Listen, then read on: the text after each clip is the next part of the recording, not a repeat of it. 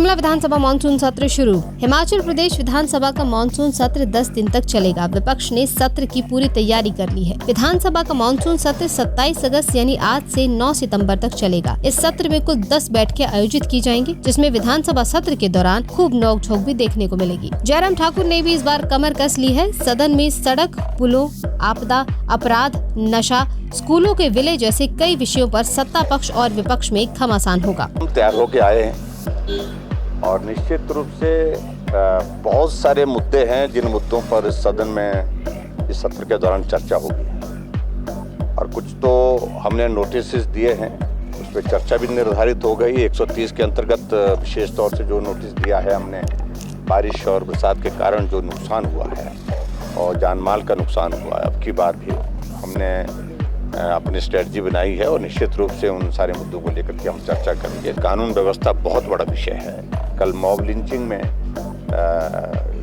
वहाँ बद्दी में एक चौराहे पर सड़क पर ही पीट करके एक आदमी को, एक लड़के को तो जान से ही मार दिया और दूसरा जो है वो जिंदगी और मौत के बीच में पीजीआई में एडमिट है।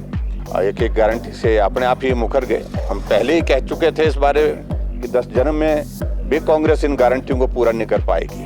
हमारी बात कही हुई गलत नहीं थी और आज उन्हीं बातों से मुकर रहे हैं। हालात नहीं है, अगर हालात नहीं है तो कमिटमेंट क्यों की?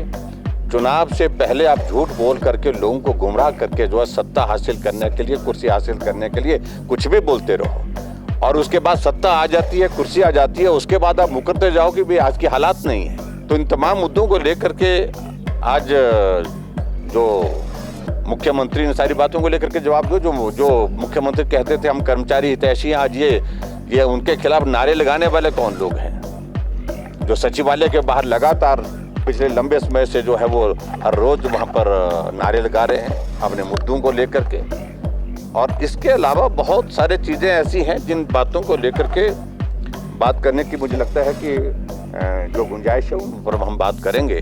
मानसून सत्र में 936 प्रश्न उठेंगे। इनमें से 640 तारांकित किए होंगे, जिन्हें मुख्यमंत्री और मंत्रियों के मौखिक जवाब के लिए भेजा गया है। 296 प्रश्न अतारांकित होंगे, जिनके उत्तर लिखित में दिए जाएंगे। पहले दिन की बैठक शुरू होने से पहले सदन में मुख्यमंत्री सुखविंदर सिंह सुक्खू ने नेता प्रतिपक्ष जयराम ठाकुर से हाथ मिलाकर उनका अभिवादन किया। मुख्यमंत्री सुखविंदर सिंह सुक्खू ने कहा कि विपक्ष के हर सवाल का जवाब देने के लिए सरकार पूरी तरह तैयार है।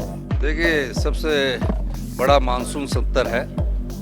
प्रदेश में 10 दिन का पहला ऐतिहासिक मानसून सत्र हो रहा है और विधायक दल की बैठक में जो तय किया है वो विधानसभा के अंदर प्रकट होगा, क्योंकि विधायक दल की जो बैठक होती है उसमें जो भी चर्चा होती है वो विधानसभा के अंदर किस प्रकार भारतीय जनता पार्टी की चर्चा, उसका जवाब देना उस बारे में होती है। ये जो बाकी विधायकों के थोड़े बहुत ग्रेवेंसेस होते हैं वो सुनकर विधायक दल की बैठक खत्म होती है। यही परंपरा है।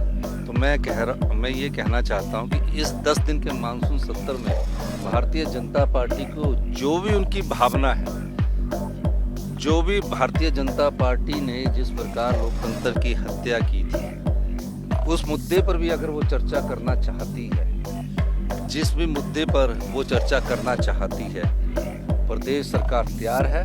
और जनता से जुड़े मुद्दे, कर्मचारियों से जुड़े मुद्दे, सरकार किसानों से जुड़े मुद्दे, युवाओं से जुड़े मुद्दे और रोजगार से जुड़े मुद्दों पर भारतीय जनता पार्टी को चर्चा लानी चाहिए। चर्चा लाने के बाद वॉकआउट नहीं करना चाहिए।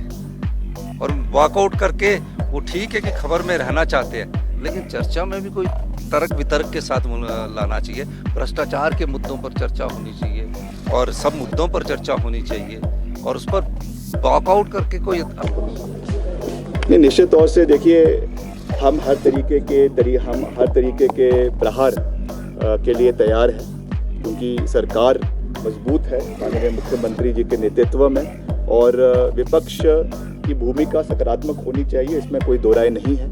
मगर अगर उन्होंने नकारात्मक भूमिका अदा करनी है, हम उसके लिए भी उनको उसी तेवर में जवाब देने के लिए तैयार है, आंकड़ों के साथ तैयार है। उसके लिए चाहे मुख्यमंत्री है, चाहे काउंसिल ऑफ मिनिस्टर्स है, चाहे विधायक दल है कांग्रेस पार्टी का, हर व्यक्ति पूरे तथ्यों के साथ विपक्ष के बातों का जवाब सदन के अंदर देगा। मगर मैं फिर भी आदरणीय नेता प्रतिपक्ष से भी और सभी और भाजपा के माननीय सदस्यों से ये निवेदन करूंगा कि तथ्यों के ऊपर बात करें, तथ्यों के ऊपर सरकार का घेराव करें, कोई दिक्कत नहीं है। मगर जिस तरीके से हर चीज़ पर राजनीति करना, हर चीज़ पर जो है वो उंगली करना, मैं समझता हूं कि ये एक सकारात्मक भूमिका विपक्ष की नहीं दर्शाती है और इस चीज़ से नेता प्रतिपक्ष को भी और भाजपा के और माननीय सदस्यों को भी बचने की आवश्यकता है।